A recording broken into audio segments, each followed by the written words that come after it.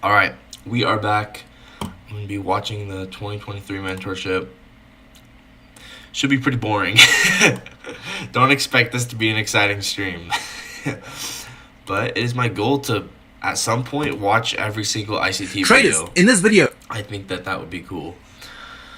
And I know that's crazy, but I mean, ICT is a smart dude. So I've been in the middle of this 3-hour video, so we're just gonna keep playing it from in the middle of it.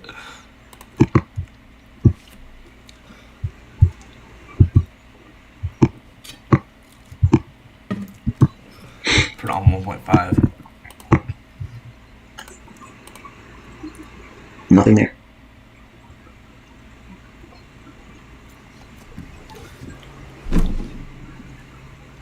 Let's go and zoom in. For those of you who have been very disciplined this morning, I'm proud of you, and you should be thinking to yourself, I'm glad I didn't do anything today.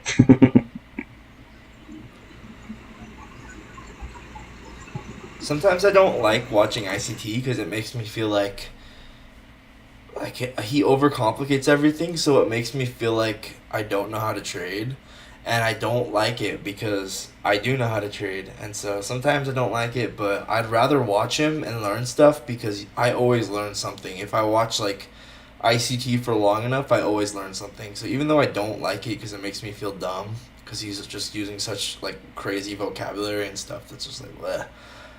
I never really regret it because I always learn something. So, you know what I mean. It usually ends up being worth it. It's just kind of annoying.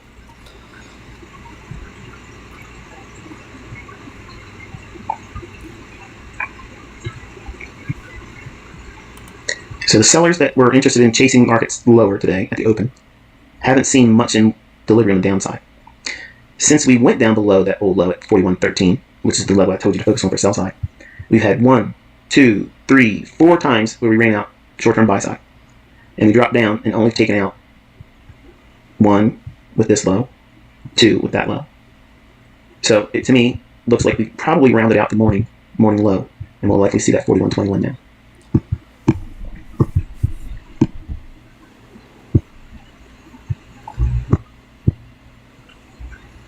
Down close candle. Once Mean again, threshold this is is gonna half be a of it, really boring stream, which is real but close to the middle of that wick right there. I feel like I might as well live stream it.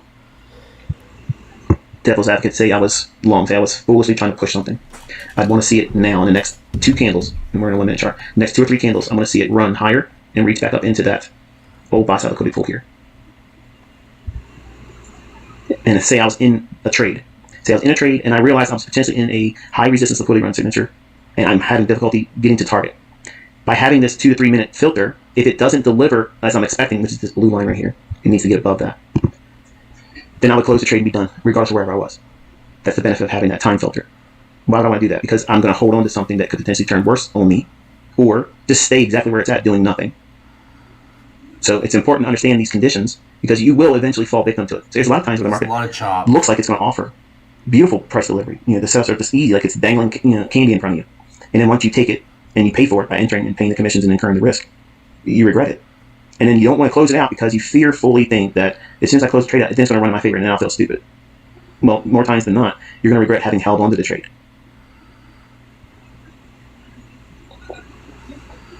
Nothing in here is obvious to me, personally. I'd probably do nothing. I don't know what he has marked out. I guess this for buy So what gap. are we seeing so far? He's marking out this for buy gap. Every reason to expect choppiness, uncertainty Yeah. came to fruition. Nothing's obvious. At least in my opinion. I wouldn't take anything in here. This is just bad price action. For buy gap, yeah, we're respecting it, but like, I don't know. Just not anything obvious to me, Let's personally. take a look at NASDAQ. We swept Yeah, out look at that that. high, I I should have guess. brought it up sooner. Just nothing obvious. I would never do anything in this type of price Look at action. the hourly chart over here. See this range we're in? Sloppy. Take a look at the Dow. Ugh. No, thank you. Guys, I can't All right, believe so that would be the end. I would not 1,028. hold a position. If I had a That's position on, crazy. I would close it and be content with, That's so okay, awesome. it's not doing what I wanted to see it do. Time filter, parameter kicked in. It didn't deliver where I wanted to see it deliver, at least the minimum. So I would cut bait.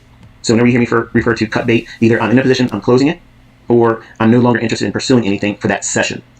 And I'll just move to sidelines and be flat and do nothing. And not worry about, even if it does whatever it's going to do, I'm not going to go back and look at the chart and say, oh, I wish I would have. Because also, see, I'm not the only one who marks out fair value gaps like this. Look at this, right? Well, I guess the fair value gap is literally this, but notice how he includes this low in this fair value gap. So I'm officially going to start doing that, because sometimes I'll like want to mark out a fair value gap, and typically you just mark it out from here to here, but like, I don't know, if there's a swing low before a fair value gap, I like marking it out from here to here, because this is the top of the breaker. Experience will teach you if you just, the longevity is offered to you by doing the right things and avoiding the wrong things. If you stay in this business long enough, you're going to see that there are more times that you're going to wish you would have gotten out versus holding on to it. When it's problematic and suggesting otherwise crummy conditions, it's better simply to move to the sidelines. Because if anybody's looking at this and saying, "Oh yeah, that's one of those XYZ patterns that always works out," you're talking out the other end. Okay, that's nonsense. So here we have one more piercing of the daily low. And again, I really would have liked to see that 41.0650 level get tagged.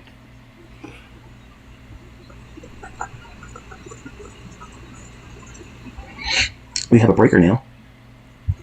Old fair value gap, right? And take us right into that. Right there. What? Yo, what'd he say? That's the low on the NASDAQ.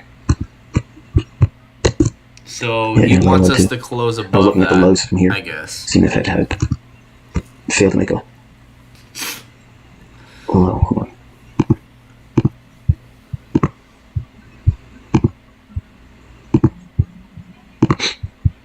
No, what is he doing? I've plotted the NASDAQ comparatively, and I'm looking at the lows plotted on NASDAQ, and I'm comparing. I thought this was NASDAQ. Respectively, the ES lows versus that of the NASDAQ. Yeah, 41.06 should be hit. Yeah, maybe I should start trading ES more. Probably.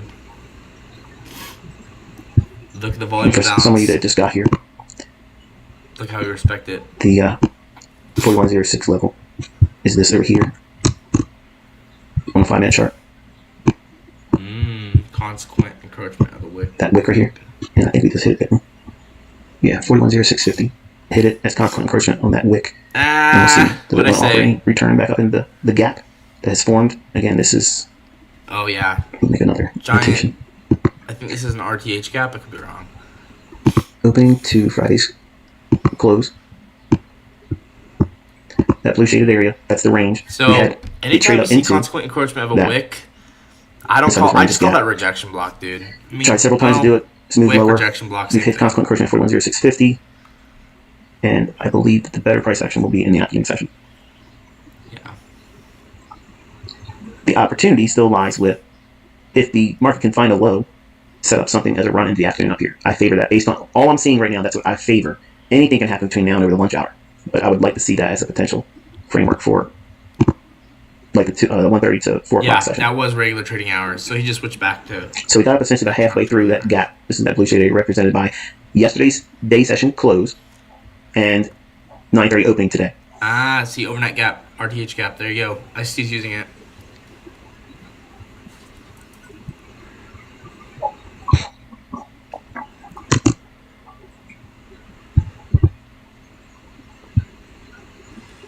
It's very hard for me to have this on my chart, and hopefully, and not making it harder for you, but this is a lot of lipstick on the chart for me.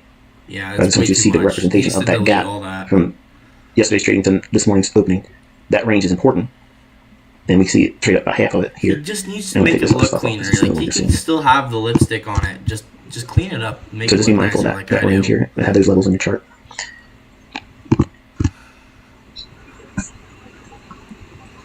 Like, he's just a mess. This is just a mess. The way he has his chart marked up. Yeah, that's going to be it for me this morning. So, not a terribly exciting one, obviously, but you got to see some... Is he done? Some elements of price action the way we like to see delivered, and then also learning when I sit still, why I sit still. Yeah, I would not do anything. Constitutes a reason for you not to want to do it. At all. And unfortunately, when you're new, you can't appreciate that type of lesson, because it feels like You should be pushing a button. You should be showing me the market's going to move a big move. If the market's not going to move, it doesn't matter how many things I talk about, liking about it, it won't make price go up or down. It's not going to do like that. It doesn't work like that. So the market has to be in a position to be predisposed to go higher or lower with a great deal of ease. That's very low resistance liquidity runs. And we're not seeing that. There's 2 people watching. And you can't walk away from this thinking foolishly it was an unprofitable study, because these are the very things that you're going to chop yourself up, do Like I lots said, of guys, needless, this is going to silly be very trades, boring. chasing But the I next thought I might as well breakout, stream it. thinking this is going to be the real run, this is going to be the real move, this is going to be the thing that I've been waiting for all morning, I'm going to get all my losses back. And the only thing that ends up happening is you compound your losses into larger ones. For every or like your account. 1 to 2 hours I'm of telling you, ICT you this is exactly what it watch, looks like. you're This like is why it guaranteed forms to this way. learn at least one random And all the things thing. that were outlined here. If the move delivers And before they add 9:30, up, expect bro. 9:30 to be They chopping add and trade the up. afternoon session. Done. Simple. That's why also sometimes you see me entering and doing trades before 9:30. Why? But you said the idea we should be trading. Yeah, you should be focused on 9:30. And if there's news at 8:30, It's focus like there going too. to the gym. Like, you don't But if the moves form expect to gain, the setup before that, you know, there's nothing saying you can't trade 7 o'clock to 9 o'clock in the muscle morning. after going to the If the gym framework is offering it to you, one there's a day. setup. But you just do this. But by doing that, watch know ICT that when 9:30 talk comes, for long enough, and it and just the U.S. equities market stuff opens, starts to it's click. using the opening bell, ding, ding, ding. CNBC whole business makes a big deal about it. When that occurs, this is what you're likely to see, this type of messiness. And you don't want to look at this and trick yourself into thinking this is opportunity. So, yeah, it it's is boring, opportunity. It's but how opportunity bad for you you to want hurt it, yourself, do reckless trading, churn your account for a broker's sake, and you lose it, or create drawdown. This is exactly where it creeps into your trading. And in the beginning, when you listen to these 20-year-olds that think that they have things figured out, you'll fall victim to that, just like I fell victim to things on America Online back in 1992 and 93. There was always these hucksters out there, always trying to tell you something. Do this, buy this. And it was in these instances that they were quiet. They didn't have an answer for it. And people were getting wrecked. About?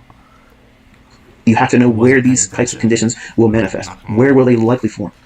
And by knowing that, number one, all it prevents you, students in a hopefully, class from losing control of yourself. ICT was actually the teacher, like in a real like college and class. over expecting price delivery on a day like this in these types of conditions. You probably think I'm It's annoying. easy to see it after the fact and say, oh, I wish I would have known that. It's altogether something different. And it's only guided by experience. And no book, no educator, no 5-minute trainer, nobody's going to teach that lesson to you.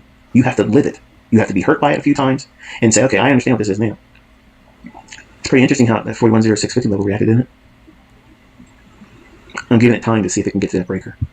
That's this candle here. If it can get above that, find some support. I'm going to watch that run there. Yeah. It could. ICT's addictive. If it gets above that breaker, last 30 yeah, years I I've been can see addicted. it. I'm hesitant Best drug on if the it's planet. going to go yet. Like, it Price. just doesn't look like it's ready to go around liquidity.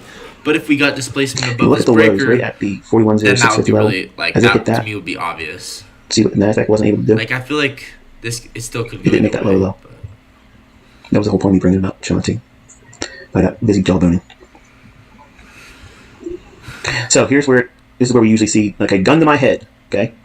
If I had to do something right now, I wouldn't want to do anything right now, admittedly. But if I had to do something right now, would I be more interested in being short or more interested in being long? I would be more interested in being long. I'd like to see it trade down to that fair value gap right there. Yeah. Reprice to here, and then into this. Yeah, because this fair value gap would be a 2022 fair value gap because it would be liquidity sweep, breaker structure, fair value gap after breaker structure. So that's why he's saying this fair value gap, because liquidity sweep, breaker structure at this high fair value gap.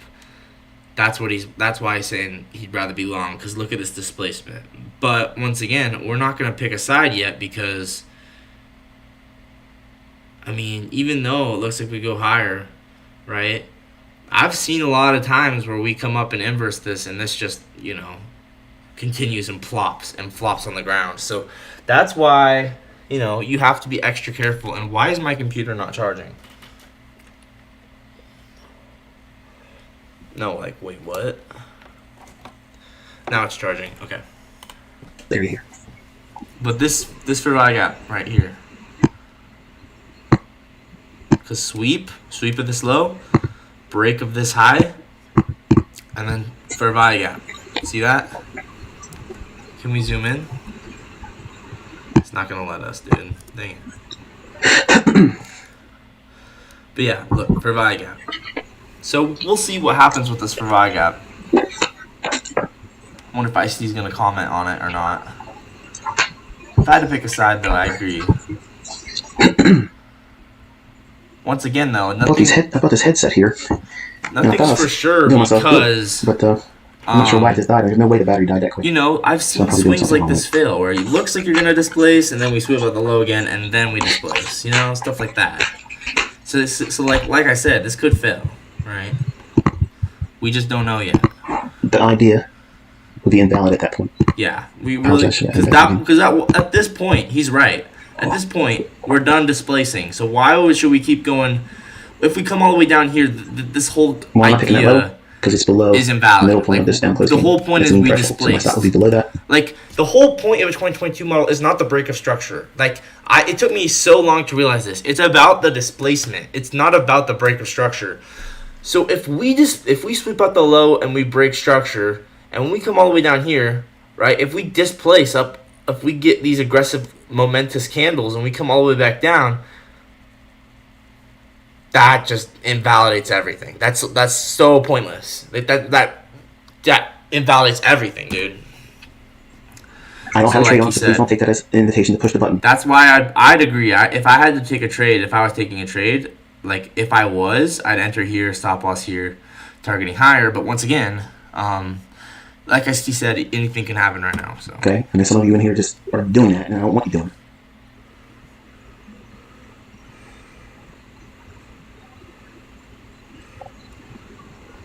Remember, high resistance. High resistance creates a lot of pausing, deeper retracements than you would rather see, and ultimately failure. look how the bodies respect that fair value gap. In a low resistance liquidity round signature, this thing would have already been over 41.19. Yeah, this Because is it's time to high run. resistance. High resistance is very, very important to realize that, because look, every single swing, we're making a lower high right now. So we're generating low resistance liquidity. So this is high resistance right now. A low resistance liquidity run is once we start breaking above, right? That's going to turn into low resistance. That's why he's not doing anything, is because it's high resistant liquidity conditions right now, where every single time we try and run low resistance liquidity, it fails. Because we've already priced in a lower low, and we have a divergence between the NASDAQ, so the averages are not confirming one another. So that's why he has this breaker marked out, because if we get above this breaker, See that reaction? see, this is why he has this breaker marked out, because if we get above this breaker, well then this is probably going to be low resistance liquidity run, and we'll probably go run higher. If we don't get above this breaker, well then it's probably just going to be another failure swing where we tried to come up, and we're just going to fail again.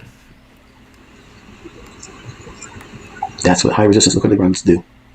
It's very, very give and take back a lot. Give and take a lot. It's very frustrating to be in these types of trades. Even when they pan out, it's very difficult that you understand the distinctions between the two. So that's why he's not taking this trade, is because it's high resistant liquidity conditions. That's why he's not taking this sweep breaker structure for value gap, is because, well, every single high has been making lower highs, and it's just not obvious that we're ready. It's not obvious that we're ready to go on a low resistance liquidity run yet. It's just not obvious, and that is key. That is key. It must be obvious that we're ready to go on a low resistance liquidity run before you take a 2022 model setup, where we get a sweep, break of structure, once again, break above this high, fair value gap. This is not obvious that we're ready to go run low resistance highs. So like these highs are low resistant, but not till we get above this breaker. Right now, See how it's still they're high sideways, resistance. still trading sideways? It's very, very hard to get excited about a move like this today. So if you're new and you haven't traded with real money yet, and you've been spared the pain and anguish that these types of environments create for you, most people end up losing their accounts and chopping themselves up with, because they try to fix the problem of doing something they knew they should have never done. Take a trade in an environment that is iffy, like a 50-50 condition. Yeah. And everyone's done this. If you've ever traded with money, you know exactly the few times that stand out in your mind that you wish you never would have done those trades on that day because you knew it was most likely not going to pan out for you, but you couldn't leave it alone. The feeling is you want to get back in there and fix it right away. You want to erase it. Let me just go back and fix it, and then I'll stop trading for the day, and I'll be glad I fixed it, and I'm smarter for doing so. That never works out like that. It ends up becoming a bigger drawdown.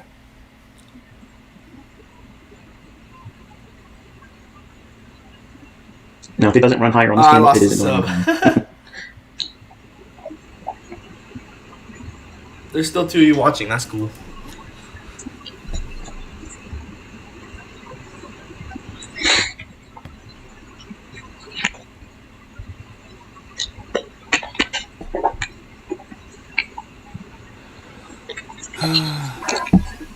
stopping on a day like this, before pain is much more a factor, is wisdom. It won't feel like wisdom. It'll feel like you're cheating yourself out of potential to make more or fixing a problem. Don't ever think that.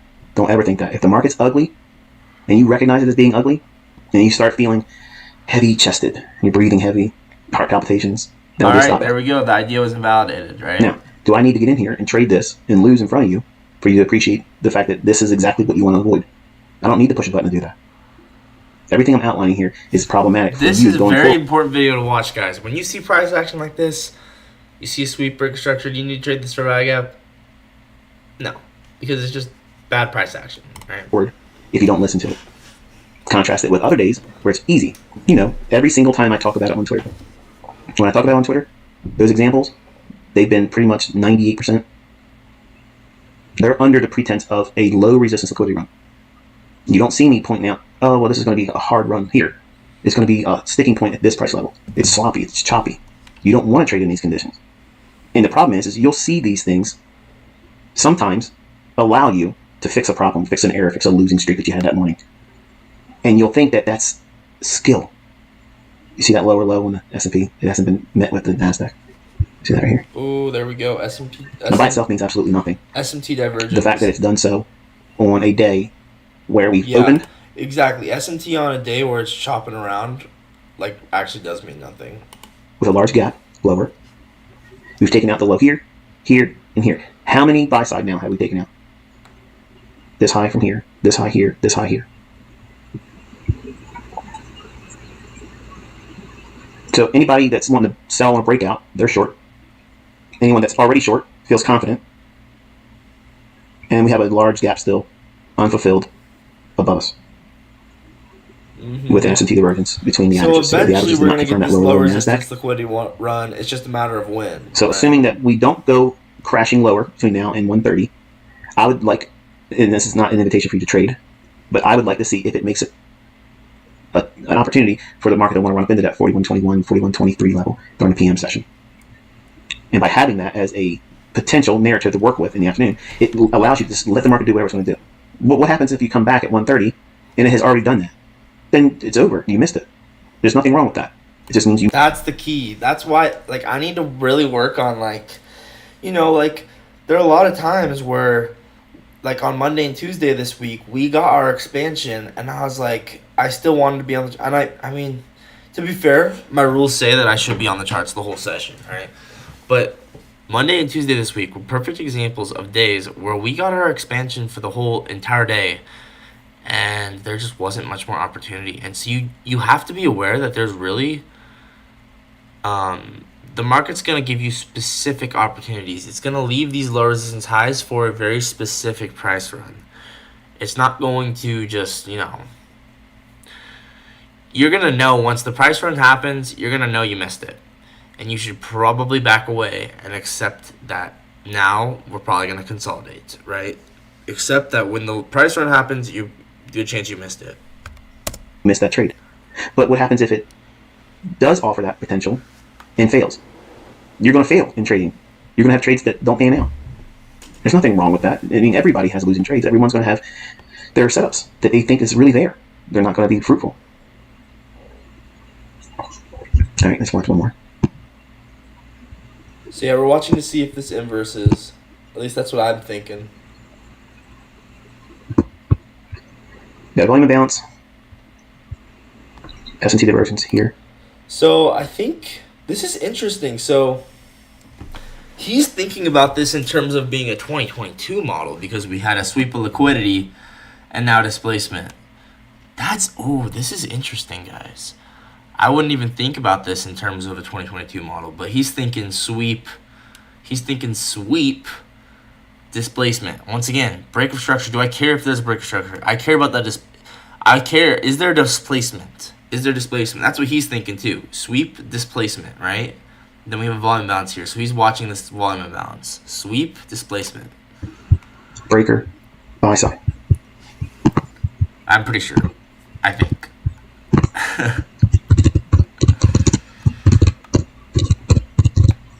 So yeah, watch this volume imbalance. Let's see what happens here. When I was younger, these are the lessons I would have paid money for. because this is how I hurt myself. Every time I blew an account, I was forcing trades in days like this, and insisting on I was right. I was going to be right finally. I was finally going to be right.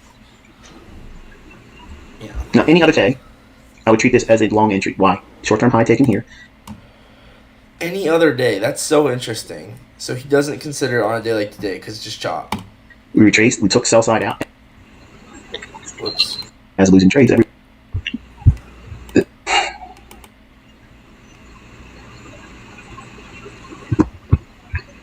We got volume and bounce. S&T divergence here. Breaker. I'm gonna be right. Trades in days like this, and insisting on I was right. I was gonna be right finally. I was finally gonna be right. Now, any other day, I would treat this as a long entry. Why? Short-term high taken here. We retraced. We took sell side out, and we have divergence S&T, and we've not been able to accelerate on the downside on a day we gapped lower. So the key with it's not even necessarily like conceptually when we think about trading, like people are like, oh, it has to break structure. No, what we're looking for is accumulation, manipulation, distribution. That is it. Accumulation, manipulation, distribution. So when TGR is looking, oh, we have to break above this high, the LRLR run's probably already going to happen. ICT understands that on any other day, like this is accumulation, manipulation, volume imbalance backtest, and now possibly going to go run all these low resistance highs here. I would want to see it really start to run higher and attack that buy side here. But again, watch how it delivers under the context of a high resistance liquidity run. Everything I've outlined this morning. This is what you have. That's the key, right? Right now, high resistant liquidity conditions. So we just don't know when. We just don't know when this is gonna break. We don't know when we're gonna break these high resistant conditions. So right now, that is why he's not taking this, because he doesn't know if this is gonna be the move that breaks these high resistant highs here. I mean, yeah. You call these high resist, even though they you don't have look the like high low resistant it's in your highs. face, and it's like hurricanes. They don't become low resistant until we get to the other side of the curve and we're just going bam, bam, bam. You know what I mean? So these could become low resistant. But right now they're high resistant. Boom, boom, boom, boom. So they become low resistant. Essentially, they become low resistant once we get an obvious change to the delivery. That's what he's not saying, right? It's forcing back against you in your trades. And it's very, very frustrating. If you don't know what you're experiencing and you can't observe it, it can be very, very frustrating. And it makes you get emotional. It makes you feel like you feel reckless. You know, and that type of thing causes you to do what? Remove a stop loss. In this case, would be right here. Yeah, do not remove your stop loss, guys. Mean threshold there. The stop would be there. Yeah, that's about where I would put stop too. I'd probably put stop there. So, I mean, there's a lot of things about this industry that don't get talked much about in books and such, but traders, that's why I love listening to people that actually trade, because what they say and how they experience and internalize price action, and listening and observing the frustrations or the elation that they feel while they're in a market move, to me is much, much more fascinating, because these candlesticks are really about psychology more than they're anything else. That was deep. That was deep, guys. The candlesticks are about psychology more than anything else. Bro, ICT speaking facts, dude. Straight facts. That was deep. I like that. Rorschachs, they're like ink blots. You're going to make them say whatever you want them to say because you want to do something. You want to trade. You want to force a narrative. You want to force an idea. You want to do something that causes potential for you to make money, because that making of the money means that you're significant. And that significance is a powerful drug. That's why social media is so addictive. See, once again, high resistant liquidity conditions. So we don't know when this is going to break. One more touch there. Now, on another day where we're not being met with high resistance, that would have been another entry for me, adding more to it. But you can't think that today with this, because we have all of these other factors fighting against you. Look at this. Volume imbalance. Bang, bang. Look where we get rejected. Volume imbalance. Bang.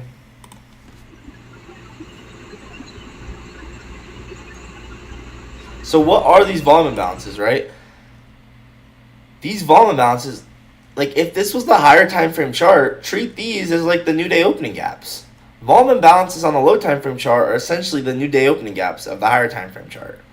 That's another thing a lot of people don't say is like AW volume balances. These are just like your new day opening gaps. So treat volume balances on low time frame like end dogs on high time frame. And that's something I just realized just now. See what I mean? You watch ICT long enough, you something just clicks in your mind. The things I was doing when I had my first year mentorship, and I was sitting in the room with go-to webinar. I had 800 and some people, 868 people, 864, something like that. I'm gonna write that down. So like low time frame, volume imbalances are like on the low time frame. Volume imbalances on the low time frame are like the end dogs. Yup. So this is something I just realized, but like this on the higher time frame chart, like this is like, let's say this was a daily chart. This would normally be an end dog, right? New day opening gap. But since it's like the 1 minute chart, it's a volume imbalance. So volume imbalance, I mean, you probably already knew this, but volume imbalances on the low time frame chart are like the end dogs of the higher time frame chart. I mean, I kind of already knew that, but it's like, it's clicking more in my brain. I'm like, that's really interesting. Volume balances on low time frame chart are like the end dogs and end wogs of higher time frame charts. Crazy. All right, let's keep watching. I'm gonna probably make a video about that. And in the chat window, I had made the mistake of being able to see that, which was terrible for me because it was very distracting. And I was trying to teach this over the charts live, and please rate your ads experience. And I would get 1,000 questions. What about this and what about that? And I'm trying to do my best to try to service everyone's request and question. And it was such a state of confusion. Like I couldn't focus. I could not focus, and I was frustrated with myself. I was frustrated with my students because they weren't willing to listen. They weren't willing to listen and see what it was I was showing them, and understanding there's a lesson in understanding that a high resistance liquidity run, you will see things in the price action. Doesn't mean that it's going to deliver like you want it, and they still might deliver like you would like to see them deliver. But you can't actively seek trading in those conditions and keep peace of mind while you're trading, because it makes it harder than it has to be. Mm-hmm. So what he's saying is, while we're still having these high resistant highs, we haven't obviously, how to change state of delivery. Nothing's obvious. Even though these will be low resistant, they're not yet because we keep failing. So he's just saying, be precautious in this kind of a situation. Don't just jump into it. That's why he said the same thing right here. Since we're having these failure swings, be precautious because we don't know when we're going to stop having. Eventually, we're going to stop having failure swings, but we don't know when.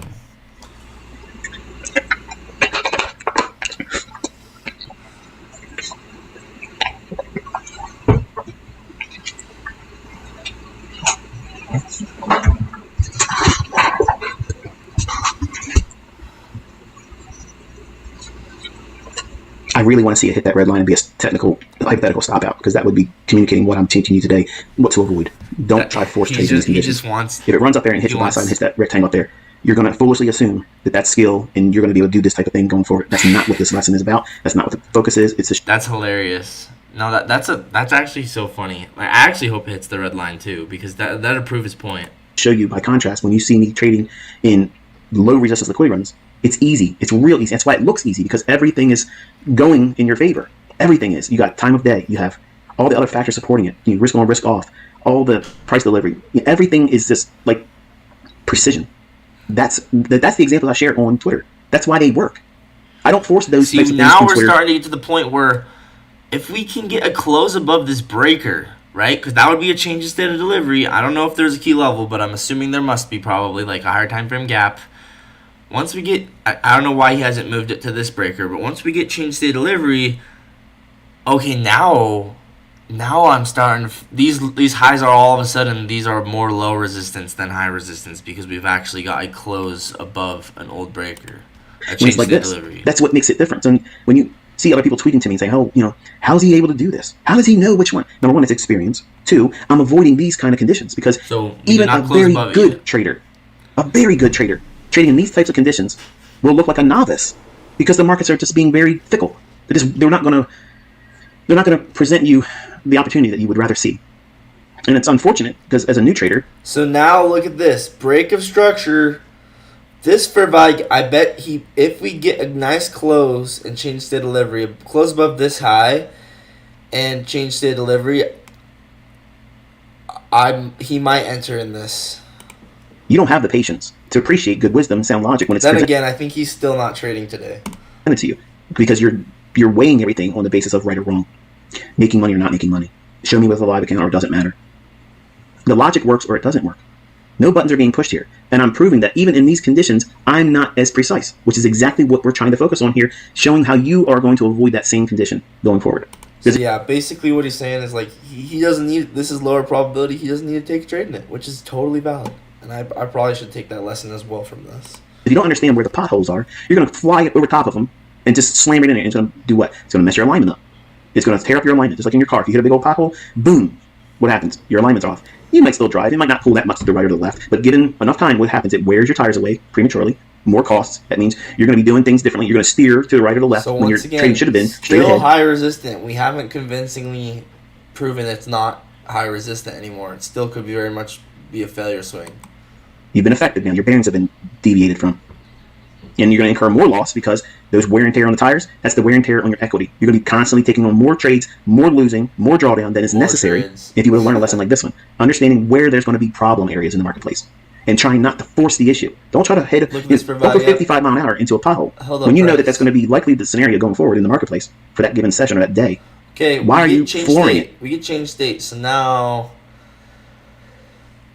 I'd want to look at the higher time frame change in state, to be honest, to see how that's closed. But I'm curious. We might. This is my first light bulb that's going off for it. It's like we could end up running these low resistance highs soon. It just depends. It just depends. You're flooring it. You're trying to correct every issue, oversteering, and then it causes you to crash too. So all these factors, all these things, as a new trader, as a new Now student, fair value gap. So I wonder how this fair value gap will hold. you have no idea how to appreciate Once those again, types of lessons. this could theoretically just be another failure swing, right? You think it's push a button, get me in, make me money, like it's a video game. It's so much more than that. So he really liked this breaker for some reason, not this one. I don't know why. Way more than that. In books and courses, Maybe this one it'll be more obvious that we're ready to go run low resistance liquidity. So they don't do it. Like you got to sit with somebody and let them walk you through it, step by step, just not candle by obvious. candle, Like this could over still time, be a failure swing. and But you'll if see. we close Oh yeah, above this one he has marked out. If we close above this one, at that point, if we close above this breaker, it's going to be undeniable. Like, yeah, the market's ready to go run liquidity. That's why he has this one marked out. Like, even so, I misspoke. I guess this breaker is not that significant. I guess this is the one where it's like, yeah, when we close above this breaker, then it's going to be undeniably obvious we're going to go run liquidity. Like this one, it could work out, but this one will be undeniable probably, is my guess. That's why he probably has that marked out. I get it now. Nobody in Twitterville, okay, or YouTube, would have been able to outline all this mess beforehand and navigate it efficiently. And if they'd done so, and if they were profitable, if they are online and are saying they did it with skill, that's nonsense. Because anybody with any measure of experience would know that you're just getting lucky in this sloppy chop mess. And that was a very painful thing for me, because I was attributing it as skill when I was getting lucky in the early days, and it was not luck. It was just, no, it was luck rather. It wasn't skill, it was blind luck. And it was a very bitter pill. See, I would want to see, like I went down the consequent encouragement, this gap right here, it needs to really tear off and take out these highs. These are relatively equal. And if it does so, go above that, it needs to rip through it, not go above it and come back down in. So look at this right here, and this will hopefully be the last one we talk about. Once again, Come on here. Accumulation, manipulation of this low with SMT. So if I was looking at this as a flow state trade, I would want to see this probably be like, a 15-minute gap. And I like this as a 1-minute change of state delivery, but I think IC's looking at this 1-minute change of state delivery to be more obvious. So I like this as a 1-minute change of state delivery, but this one will be more obvious. So once again, I'm imagining there must be some kind of 15-minute gap here. So this fair value gap here with the order block. Once again, SMT with this low, and we sweep it out. Drop down into it, We rallied. I'd want to see it really tear off, not come back down into this again. So honestly, this is one where you could even take as a flow state close where 15-minute. This could be a 15-minute for VI gap. I don't know if it is, but I'm assuming it probably is, because that's just how the market moves. Accumulation, manipulation of this low with SMT, liquidity sweep, fair value gap. If we get a close above this breaker, 1 minute change state delivery, I'd very much consider entering on the close and then getting in on this low resistance liquidity run. All right. So if we close above this breaker, right, that's what I'm looking for, and then I go break even at like probably the middle of this wick or something. Not do that. It needs to go above these relative equal highs and not return back into that. It needs to accelerate through. What would that mean for a trade? Okay. Right now, we would have hypothetically 5 handles, and the stop would have to be below here for any partials. If you've taken something off, your stop would be right. Yeah, because he's talking about if you took this fair value gap here. Right there, below the fair value gap, and it's below the order block. If it went down and hit you out, or if it touches this line, you'd have to be content with the 5 handles that you would have taken as a partial. But look how hard even 5 handles is in this condition. We're bumping up against that old low. Let me go back up to a 5-minute chart just for a second. That's what we're hitting right here. We're just hanging around below that. Yeah, I like this. Now, see, this is what I wanted to see on the 5-minute, right? We did get a 5-minute change state delivery. Personally, I would be leaning bullish at this point, but that's just me. Low, lower, lower. That was not confirmed with the NASDAQ. That's not an indicator, okay? It's the price action of the NASDAQ. What's occurring when that happens is, my belief in it is this. Because the NASDAQ was unwilling to make a lower low when the S&P made a lower low here, the fact that it was unable to do so in the NASDAQ, it's like a cracking correlation, because in a perfect world, S&P, Dow, and NASDAQ should be going the same direction. And as long as they're making higher highs equally, respectively, in other words, if higher highs are being met in ES, they should be met in the NASDAQ, and they should be met in the Dow. Hey, what up, Simon? If at any time... Today was, I didn't trade, dude. So you're probably confused. I was, like, not there because I said this in this last live stream I did, and then also the market recap, but I was coming back to Idaho. My family just drove overnight, and it just didn't make sense for me to take a trade and live stream. I just wasn't set up to do so, and it just didn't make sense. But, dude, in general, I observed a lot of cool stuff. You can go watch the market recap if you want, but I observed a lot of cool things. In my opinion, a lot of the people thought that today wasn't clean. I think there were things you could have taken personally, but yeah, that's just what I thought. I'm just reviewing the market or watching this ICT mentorship because I'm bored. They don't do those things, then there's something going on behind the scenes that is probably noteworthy. Let me go down to 1-minute chart. And typically, it means that there's some kind of an intermediate term shift in the marketplace. Traditionally. Yeah. It's probably okay, though. I didn't think there was anything crazy. So, I'm just watching more ICT. Right now, we've swept out this low with SMT. We've gotten a 5-minute change state delivery. We're in high resistant conditions, right? Every single swing is making a lower high, but now that we've got this 5-minute change state delivery, I'm like, and we're retesting it for value gap, I'm wondering, are we going to move higher? And so I'm watching, there's a 1-minute breaker right here. I'm watching to see if we close above that 1-minute breaker, if we expand after we close above it. Belief in it is this. Because the NASDAQ was unwilling to make a lower low when the S&P made a lower low here. I guess some people did, yeah. The fact that it was unable to do so in the NASDAQ is like a cracking correlation, because in a perfect world, S&P, Dow, and He's NASDAQ, also explaining S&P right now. I mean SMT right now, which is kind of interesting because I want to hear this. I'm gonna listen. that should be going the same direction.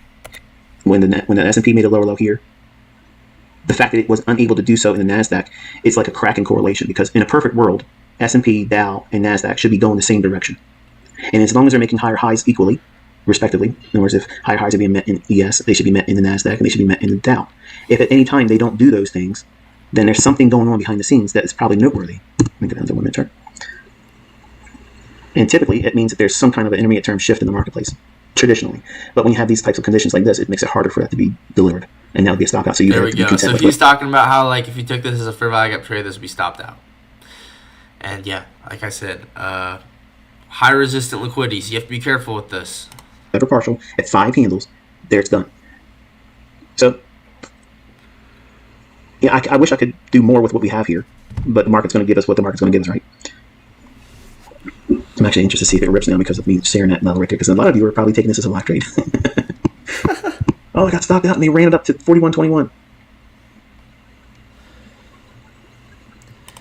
Well, SMT. I feel like SMT is one of those things where it's like, technically you don't need it, but why would you not want to have it? It's like getting insurance. Like, you're gonna want to buy insurance because it's extra protection. It's extra protection on your trade that you're on side. In my opinion, it just makes your in my opinion, it makes your trade probably 5 to 10% stronger. And it's like, why would you not do that? How are your accounts? Are you trading self-fundeds? They're okay, bro. I'm trying to preserve them. I'm doing okay, but I'm just trying to preserve them right now. So, like I said, like, there's so many good trades that I could have taken that I've missed, and so right now I'm just trying to preserve them. But yeah. But I do have several fundeds, yeah. Now here's a scenario for you. Say that I was in a trade. I took a partial off here at 5 into this breaker. Fine, wonderful. And I rolled a stop up here. Great. It hits it and stops it out. Would there be a way for me to go back so in? So what his point of this video like, is, by the way, is he's saying don't trade this condition. Don't. Because look at how choppy this is. Does this make sense to be high probability trading conditions? No. What he's saying is he's trying to prove a point that you should not be trading, even though we could maybe make an assumption that if we get a close above this breaker, we'll probably go run buy side. That doesn't mean that we should be trading this. But they don't not take the trade if it's SMT not there. Yeah, this SMT is just one of those things where it's like, it's just extra bonus. Like, I mean, it's like in Super Mario Bros. Like, you would rather have the mushroom, the big mushroom. You'd rather eat the mushroom than just go in with like the mini version of yourself. Like, you just would rather have it's like a power up. You'd rather have the power up. SMT is just a power up. You'd rather have a power up to go with your trade than not. In my opinion, like you can probably beat the level on the mini Mario mode, but that's gonna be way harder. I'd rather take I don't know if you know what I'm talking about. Like in New Super Mario Bros. Like the mushroom, you eat and then you turn from the small version to the big version, and if you get hit, you're still small version, and you still have an extra time you can get hit. It's like, why would you not want to have an extra power up with your trade? That's how I see it. Yeah. It is the cherry on the cake, exactly. So anyway, his point with this video is look at price action. Lower probability conditions. You don't need to trade this. Today. How would I do that? How would I re-engage the marketplace? Well, we have this mitigation block right here. That's a closed candle, which is a breaker. Low. Why is this a mitigation, bro? Wait, let's rewind it. This mitigation block right here, that's a closed candle, which is a breaker. Low, high, lower, low. Last up closed candle in the high, extend that forward. If we were to trade above it, come back down and touch it as support. I would use that as a entry technique and use the consequent encroachment of this fair value gap. Because I think this is a mitigation block. It's a low, high, lower, low, lower, high. But then if we close above it, it becomes a breaker, maybe?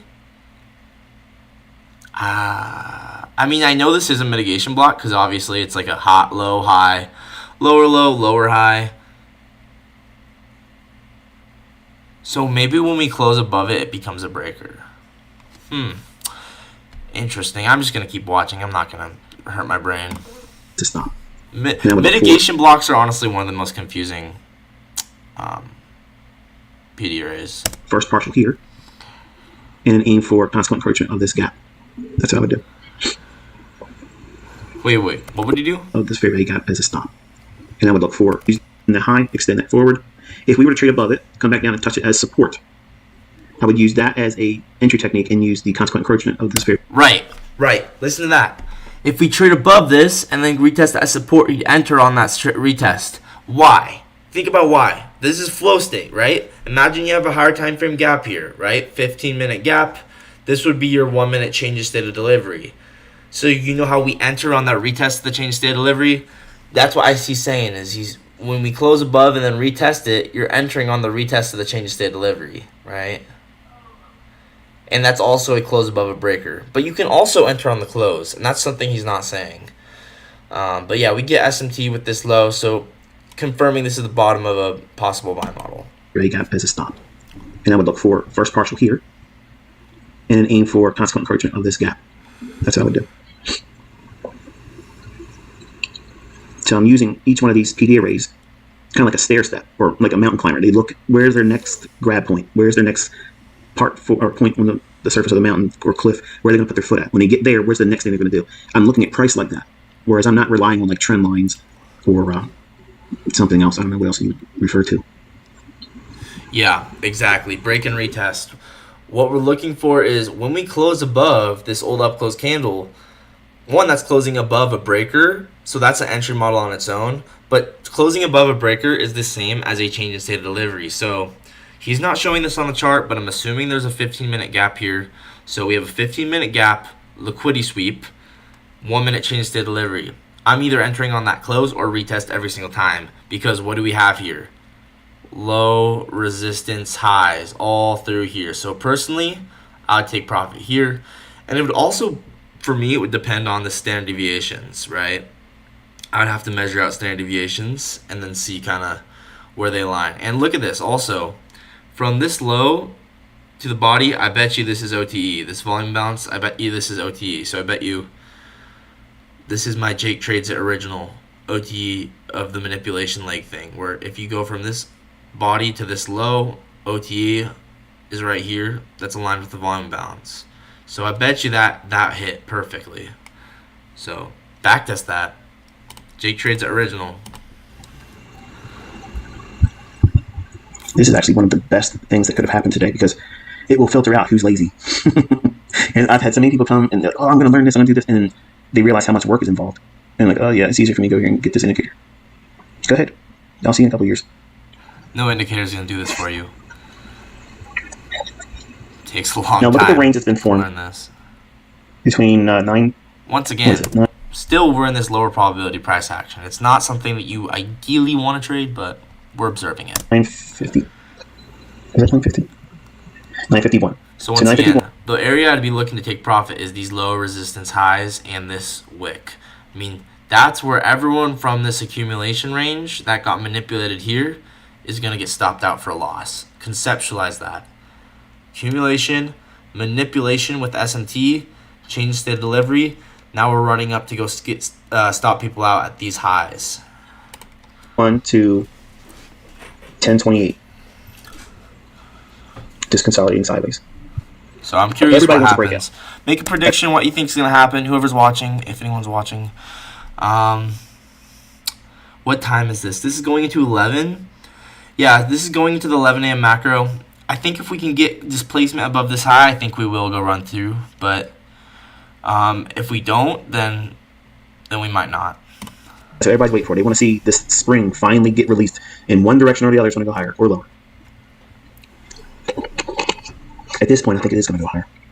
We still have a lot of divergence on that NASDAQ versus that low in the S&P. Let's see what happens here. Oh, by the way, I'm going to be starting my streams at 8:30. I'm going to actually change that in my TikTok bio right now. I forget to do stuff like that. So take a step back for a moment and think about what we've talked about this morning. I'm trying to wind this thing down. We looked at the idea that the sell side below that 4113 level would be attacked. It was. It hasn't been a lot of movement below that. We keep reaching lower, but each low has been shallow. Because the reason is I'm not going to be trading necessarily at 8:30, most likely. I want to have at least like 45 minutes to an hour to literally just mark things out, to observe and prepare and get my brain warmed up. So by the time market opens, I'm dialed in, bro. That's the goal, right? So that's why I want to do 8:30, because I'm not necessarily going to trade at 8:30 Eastern, but I want that 1 hour or so, 45 minutes of pre-market analysis. I think that's going to be very helpful. Okay, 8:30 to 11:10 Eastern. Lower lows, yes, but they're shallow. And at the same time, when we hit that 41,650 level, which was outlined from the regular session hours, go back and listen to the video. I show you exactly where it's at. This lower low here is not being met with the NASDAQ while we hit 41.0650 after taking sell side liquidity and nothing really happening after the session opened at 9:30. So all those factors, converging with one another. And we mentioned the volume imbalance here. It offered it. And then from here up to the breaker, that's 5 handles. 5 handles in slop. Eventually getting stopped out. Bro, he keeps saying handles, but these are points, dude. This is not Forex. I don't know why he says handles. 5 handles. 8, 9, 10, 11, 12, 13. Okay. I think he means points, dude. But you know what? Handles, points, they're the same thing. Whatever. Handles. 5 handles. They're the same. I get what he's saying. They're the same. 5 handles, points. When he says handles, he means points. Whatever. When ICT says handles. When ICT says handles, he means the same thing as points. Okay. Let's continue. You used the logic I would have used if I was in a trade. I would have been stopped out on the balance. If anything was left over, I would have been removed from that position here. But still better than the entry down here, the volume balance. The takeaway is, right now, given everything I've outlined this morning and why it should be like this or why we would expect it to be like this, you don't want to force it or try to trade in these conditions because it's harder. It's much, much more harder than it needs to be. There's other conditions in market setups that are going to be a lot better for you as a trader to focus on than that of doing it simply because you have time. You booked the day off because ICT's live stream. There we go, displacement. Boom. All right, so now we have a nice run above the breaker. Watch. Now, you think I got to wait for it to trade away and come back down. You can trade right in that breaker. I shouldn't say it that way because you're going to take it as an entry. Watch and see if the price, if it can come back down and just touch the top of this. In the same candle, it can do that. It does not need to leave and come back to it. It can. That's fine. Whoa. That way because you're going to take it as an Listen to that. entry. Watch and see if the price, if it can come back down and just touch the top of this. In the same candle, it can do that. In the same candle? Before we've even gotten it? Before we've gotten the change state of delivery? It does not need to leave and come back to it. It can. That's fine. That's how I teach it. In the same candle.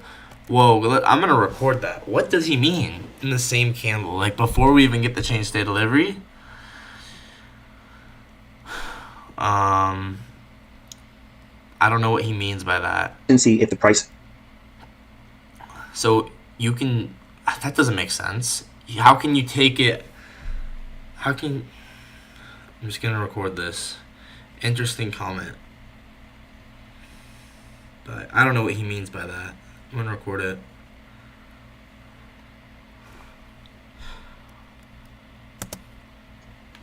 If it can come back down and just touch the top of this. In the same candle, it can do that. It does not need to leave and come back to it. It can. That's fine. That's how I teach it. There you go. So again, be mindful of the low here. I'm going to take this all the way so we can I think he means. I think he means in the next. Like he doesn't mean in this candle. I think he means in the next candle that forms. But still, I thought he meant that. In this candle before it closes, it can retest it. Divergence between the NASDAQ failing to make that lower low. So this is like a turtle soup. How do you trade turtle soup? It takes the low out. It's at a level I already predefined, which was the 41.0650 so level. This is awesome entry right here if we tap this breaker. This morning. Actually, you could even probably enter at the high of the wick of the breaker. And then we wait for something to indicate that it's going to go higher. So what is that? We have a failure in NASDAQ making a lower low. It didn't do so when the S&P did go lower. Then we rally. So we did rally. Do I need a shift in market structure on that? No. The turtle soups don't require that. That's totally different. You're trading external range liquidity when you're trading turtle soup. What is that? The low here has sell side. It takes that sell side here. Then it breaks away. All I need is one PD array. It could be a fair value gap. It could be the last down close candle if there's a fair value gap afterwards forming. Or in this case, as I outlined, see that volume imbalance? There it is. It trades down into it and then rallies. I told you that the stop would be below that volume imbalance with a logic that I've been teaching consistently throughout all the concepts. So there's if you're bullish, you got to find a PD array that's a discount, and you have to have it show you a defined level where below midpoint of a fair value gap or a order block, after a sell side liquidity pool has been rallied, you went below it, then you can trust where your stock can be placed. I'd like to see it run from here. It doesn't necessarily need to trade back down here. I would like it to not do it, so. But if it hit it, I would expect it to react and go to the buy side there. I tell you, man, I drank 2 bottles of water and it feels like I got a gallon that's working through me. Almost done. Well, kind of. I guess it's got 30 minutes left, but that's 15. That's another thing. 20 minutes. New traders feel there's a source of So this is a good entry. trouble is if they get into a trade, they get stopped out, and they have to get back in to get the final portion of the move they were hoping for. They think that that is a lack of skill. No, it's not a lack of skill. If you're aware that you can still As long as engage, I would agree, it is a good entry for longs. As long as there's a higher time frame change to delivery here, and there's a higher time frame key level, which I don't know if there is. enter again. How's that a lack of skill? It's not a lack of skill. You're still seeing opportunity. You're engaging. All right, so now watch this one. We hit the breaker here. We round above it, trade back down in. We completely repriced through the breaker. See this down close candle over here? We have a fair value gap, order block, half of that, mean threshold. So we'll use, well, it's got to be below the old low because that's what this level is here. So if you were trying to use this as an entry, your stop would have to be below the old low. So you'd use like a rejection block here, which is this price. That closing price right there. I'm trying to see it here. 41.1250. And again, observe how difficult or how fast it fails on it.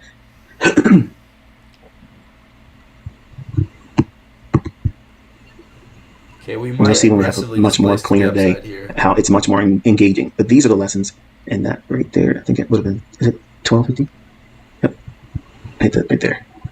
It's much cleaner price action. It's faster. You'll see the runs easier, and you'll see everybody having a different carnival-like atmosphere. So did he get stopped out if he took that? I don't know. Playing the balance. Oh yeah, interesting.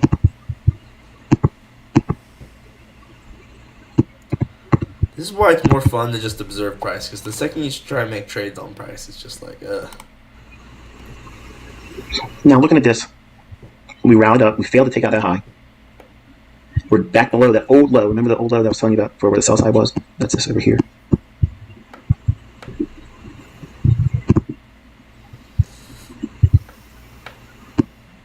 So we're returning back now into that this old could low. be accumulation manipulation up, and now maybe we go lower.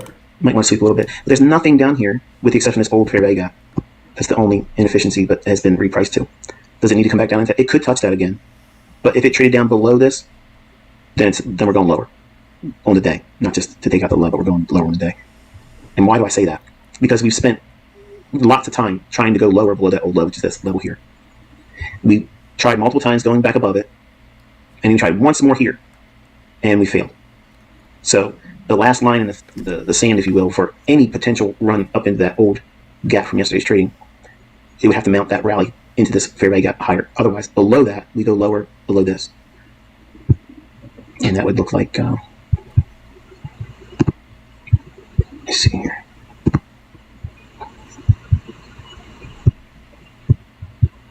Trying to get a daily chart with nothing on it.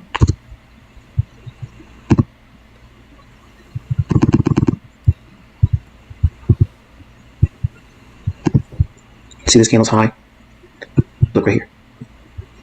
This candle's high at 4091.25. If we take out the low again, we could expand down into that area there. Wait, what? Look right here. See this candle's high? Look right here. This candle's high at 4091.25. If we take out the low again, we could expand down into that area there. That's a daily chart. And we're below the fair value gap now, so.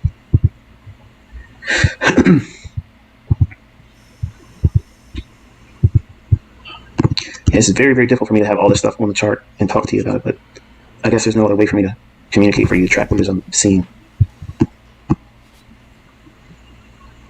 So with the exception of that divergence in the NASDAQ not making that lower low, we're still just consolidating. How far, if it takes out that low, can it go? I'll show you on the daily chart. Here to here. So 4095.25 and then 4091.25. Watch that fair value gap that we had here. It can bump up underneath that.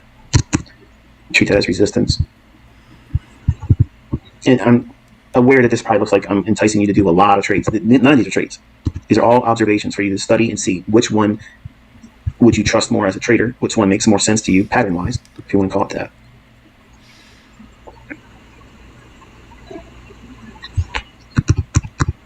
I didn't mark that level. It's one standard deviation is what I'm measuring. So basically what I'm doing is I'm taking this high down to that low, and it's like a fulcrum point. Watch and see if there's any sensitivity once it hits that fair value gap. It can trade into the fair value gap into consequent correction with this wick too. I So like just be doing mindful that I'm body looking at guy, that. not So it can hit wick that and then guy. trade below this for sell side. But anyway, I was saying was this high, the fib is essentially anchored to So now we inverse this. right there. So this point and this point here is what I'm putting the fib on, and this is acting as a fulcrum point. So if it were to go lower, if it was to go below this low, how far can it go? The same distance from this low to that high, projected from that low down. That would be one standard deviation. So one standard deviation is that, and then that daily old high, which would reprice that entire buy side balance, sell side efficiency, which I know is a lot of things being said that most of you probably wouldn't understand, but go back and listen to the video. I just showed you on the daily chart what I was referring to.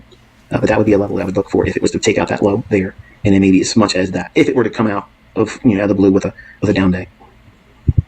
And I think that's going to be it. Here I got.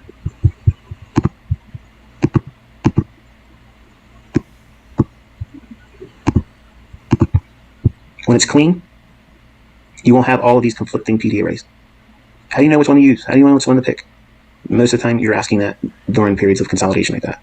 And this is the problem of trading in this environment. You won't know. Whereas if you have a run that's established, and it's clearly making a way to a old high or old low or something above the marketplace that would be inefficient, that tendency to want to go that direction strongly makes it easy to see which PD array exists, because it doesn't have a plethora of conflicting, fair value gap and volume imbalance order blocks. They're all converging in small little range between the high formed at 951 and the low formed at 1028. So if the market's being held in consolidation, as we clearly see it is here, every time it creates an area where I would like to participate in, it doesn't guarantee it's going to deliver. It just means that there's more of them forming, and because there's more of them forming, there's conflicted analysis presented by that. So it's imagine your best buy scenario or setup and your best sell scenario forming at the same time. Which one do you use? Think, which one are you going to use? Who knows, right? That's the problem with trading in conflicted consolidations like this. You don't know. No matter what pattern, whatever methodology you use, it's going to present both sides of the coin constantly. It's going to keep flipping the coin. And heads has enough opportunities in the day to lose money, and tails has enough opportunities to lose money in the day. Consolidations are And you tough. don't realize before long, you've wrecked yourself and you've done damage to yourself and drawing down, losing. And then at the end of the day, you look at it, oh, I wish I saw it. I knew it was consolidated. I knew it was choppy. But what should have, could have doesn't put the money back in your account, does it? And doesn't fix the pride issue that you feel. You have to know with a great deal of conviction, where is it likely to go next? I cannot make this any more paramount than I'm trying to do today. You have to know. You have to know. Where is it going? And I know there's going to be people that say, you don't know if it's going to go there. No, nobody knows with a great deal of assurity that it's going to go there. But you can look at price action and measure from previous price runs and what price usually does, and it's never an indication of what it's going to do in the future. It's not a guarantee. It doesn't mean it's going to, pan out that same way. It just means that that's why stop losses exist. all things being equal, it's likely to do a run to an old low or an old high. Whatever one is likely to occur in a better, cleaner environment where it's not being held in consolidation like this. The market's not being permitted to move. So when it's like this, you're forced to sit on your hands and then wait for it to move, get out of this mess, and not necessarily a breakout, because I'm not a breakout trader. But once it moves and goes to a higher level time frame, key level, then we can anticipate a specific price run. And then it's easier to do that, because when those occur, let me just talk about starving. There's a volume balance in here. It's touching the top of the fair value gap there, and we're back in this volume balance there. So we're still dead center, midpoint of the range between 951 and 1020. What was it, 28?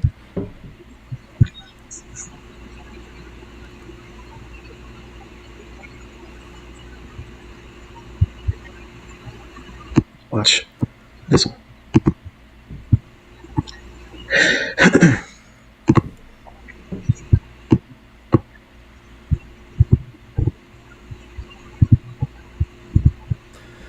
Interesting.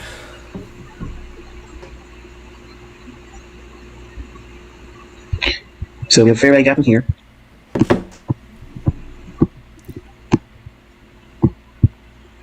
A swing high is broken. Volume balance. See, nothing in, Watch I and see if still there's any wouldn't reaction after trade reprice this, until here. dude. I just, consolidation, it's not for me. I wouldn't take this. I wouldn't trade any of this, dude. Nothing I like. Nothing I like.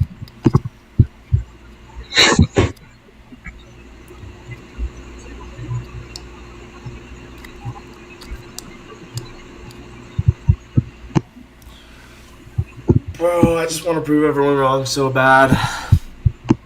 I'm gonna do it, dude. I'm not gonna stop till I do.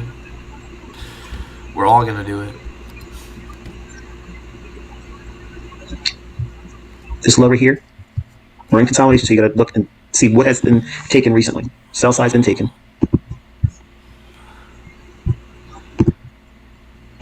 So where is the buy side?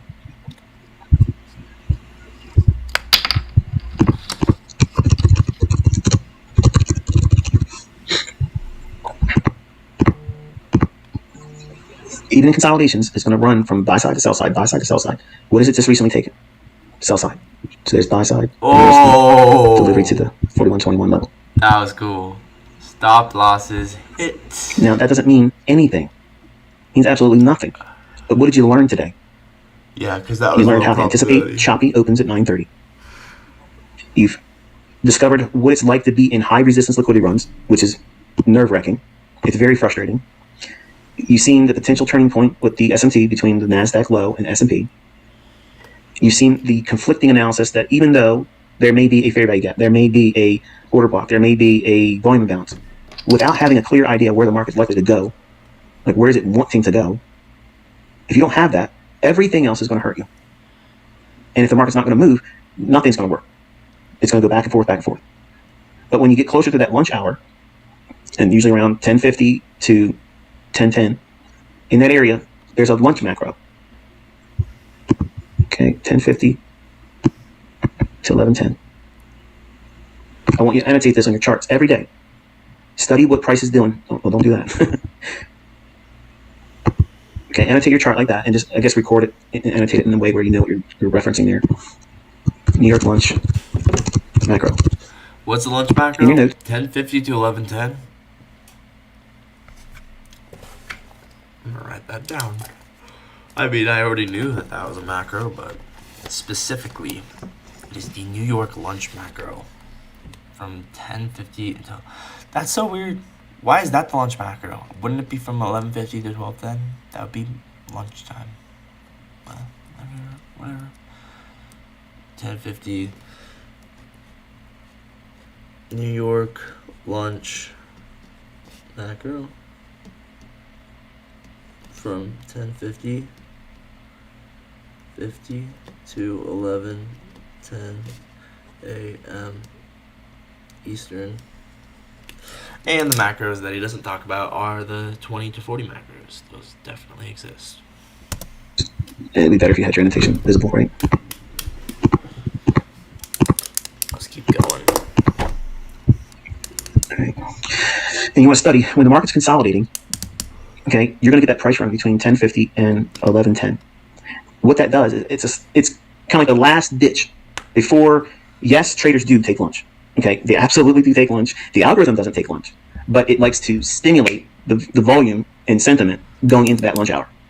Because lunch hour can be a pause and continuation of a trending day, or it can be a reversal, or it could just stay sideways and do nothing and chop. Here's the wonderful thing about this 10:50 till 11:10. It doesn't matter which one of those conditions are there. You're going to see a move form between 10:50 and 11:10. And what is likely to occur is where hasn't that liquidity been tapped into yet? And that's what I was walking you through here. We've already seen sell side taken. Where's buy side? Here, and where I've outlined it here. And if it goes to that level, it's going to expand up into that area here. Now, if it was taken out that low, here, I mentioned that we would look for it to go here. We didn't take the low out. We took a market shift bullish here. So you'll watch this one here. Even if it just trades in there, that's where you enter.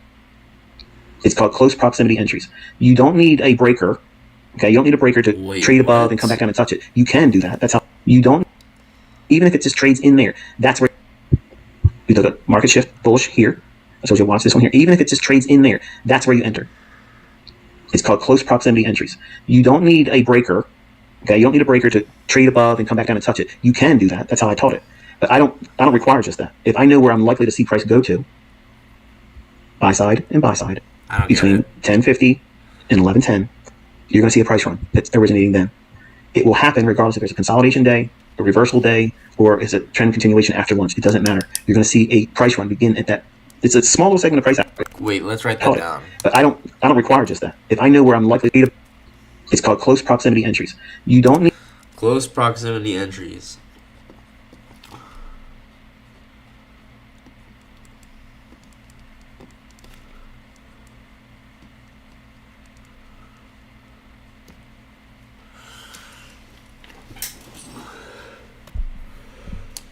I don't get it though.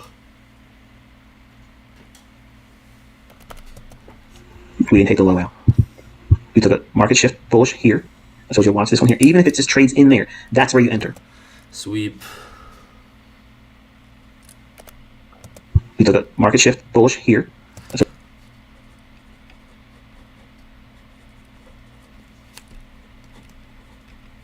You watch this one here. Even if it just trades in there, that Trading back to volume imbalance on the other side of the curve.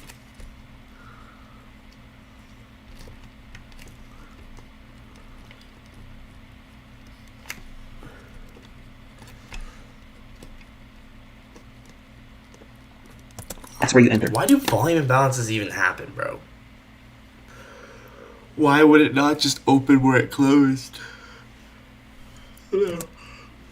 It's called close proximity entries. You don't need a breaker. Okay, you don't need a breaker to trade above and come back down and touch it. You can do that. That's how I taught it. But I don't require just that. If I know where I'm likely to see price go to, buy side and buy side, between 10.50 and 11.10, you're going to see a price run that's originating then. It will happen regardless if there's a consolidation day, a reversal day, or it's a trend continuation after lunch. It doesn't matter. You're going to see a price run begin at that. It's a small little segment of price action and time. And it's going to run for liquidity. It's going to run for the liquidity that has not been tapped yet. And that's what you're seeing here. Okay, the levels inside the consolidation between 9:50 and 10:28. Like 7 minutes. While they're in there, everything is going to be conflicting. But once you get to 10:50 to 11:10, that lunch macro, and you've seen me do executions of this on my Twitter feed, it's based on this logic. You have to look for where hasn't it been tapped into yet? What hasn't been affected? Who hasn't been upset? Where's the pain threshold for the people that feel the safest? Well, anyone with a stop above this high felt safest, especially when it dropped from here.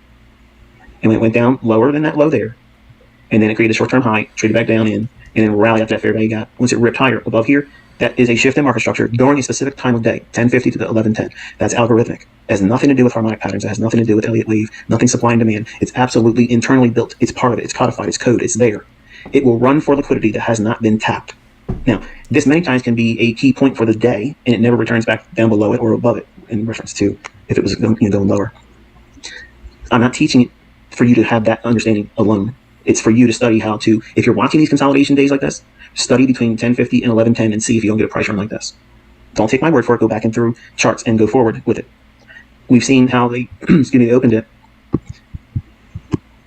and worked that old low multiple times, inducing new shorts to chase it going lower.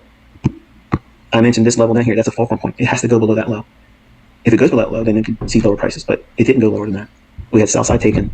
This right here is returned back down in. Sorry. Into that fair value gap right here. That price run to here. This is your last bus stop before you get to your destination. If you don't get on that bus, you ain't getting on it. And so I said, watch this one here. As soon as it traded into it or into this candle here, as close as you can get inside that volume imbalance. That's it. Now watch what happens. I'm going to look in this small little segment of price action right here.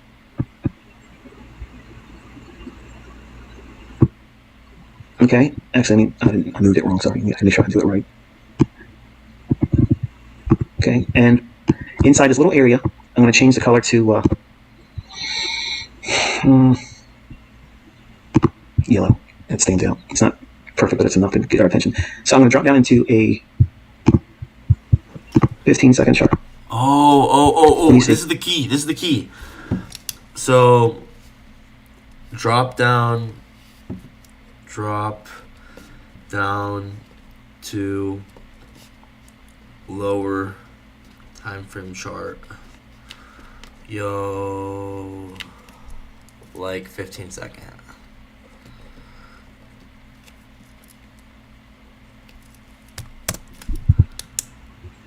Oh! You guys see that?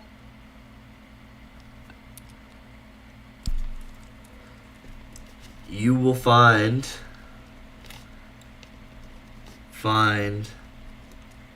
your entry there at the volume balance before the candle closes.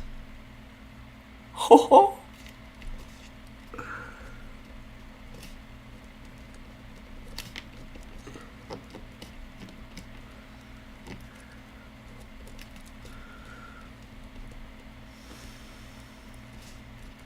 That's crazy.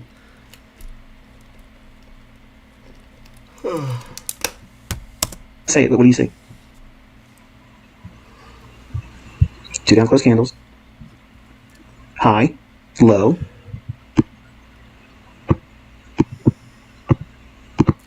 Fair value gap, order block, inside the volume imbalance.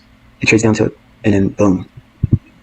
Bang. That's your lunch macro right there. Bang. Using a 15-second chart. So when you see me doing these big run-ups and I'm building and building and building, I may be recording the 1 minute chart, but you're not seeing me using all the other charts in front of me. And I'm looking at that. That right there is my hammer. Okay, and when I swing that, it gives those big nice price runs. So don't run away from this lesson thinking I'm beating my chest, look how smart I am, because I was showing you, even in these conditions, it's difficult for me as well. And how you need to identify what it's likely to do to you as a trader. How did it feel for you today watching price action? Were you frustrated? Were you anxious? Were you second guessing? Were you thinking that they changed the algorithm? They're not changing shit. Okay. The bottom line is it's going to stay like this. It's going to continuously do this. But the market's going to do one of three things. Okay. It's going to consolidate, or it's going to go higher, or it's going to go lower. That's it. That's the only things that can happen. Or they don't trade that day because of a holiday. So those things are pretty straightforward. And unless you can frame the outcome to the market's likely to go higher to this level, this is my magnet in price, this is draw on liquidity, this is where the market's going to reach to. If you can't clearly see that in your analysis, you are gambling. And I don't care what methodology you use or who you taught or who taught you, and it doesn't matter. Unless you know where it's likely to go to, there's no way you can be consistent. None. Zero. Because every logic, even mine, if it's forced into the wrong conditions where the market's not going to move, even it will fail. All my PD arrays will fail if the market's not going anywhere. You have to have the most important element. Time. Nothing is going to happen in price action until it reaches a specific time of day, a day of week, a week of the month of the year, seasonality. All those factors come together. And they agree, like pins in a tumbler. The lock turns. Everything comes together perfectly when it's all those other factors. So you just can't frame the whole trade idea on the basis of a simple order block or a fair value gap. There has to be other things. And you can see when you're met with additional difficulty, it's next to impossible to feel confident. But when time enters the equation in the chat, things change. Okay, things change. Things become a little bit more clear, and it's like this in the last hour trading too. There's 3 macros that run in that last 3 hours. That last hour trading between 3 o'clock and 4 o'clock. There's 3 specific macros. Not every day does all 3 of them occur. Usually 2, but always one of them. I'm going to teach you those this year. I will be in the PM session doing them. But today, I want you to record how you felt. Don't communicate to me to Twitter because I'm not reading anything on Twitter. Twitter is just for me posting. Like I'm when I tweet something, I'm casting it out there into the abyss. Whoever's listening is going to listen. If you're going to ignore it, that's fine. I'm not looking for likes. You don't even need to like them anymore. It's just for me to be able to reach out to you on days that I'm not doing the live sessions. So, We're almost done. if you've enjoyed today, that doesn't necessarily mean that you found it easy. But if you found some insight from this, I learned. if it makes sense to see and understand when it's difficult, how to navigate it, what to do with it, if it was helpful to you, give it a thumbs up. Otherwise, I'll just catch you on the next one. I don't know when it will be the second one this week. So today's Tuesday. I'm quite certain it won't be tomorrow. So it'll either be Thursday or Friday. We'll do our next one. But I will tweet that schedule and time when we would be meeting again by way of Twitter. Okay? So hopefully you got something out of this. If not, I apologize. I can't make the market do what I wanted to do. I have to wait for it to do what I know it's like. Dope. All right. That's going to be it for this stream. I'm so tired. But I'm excited.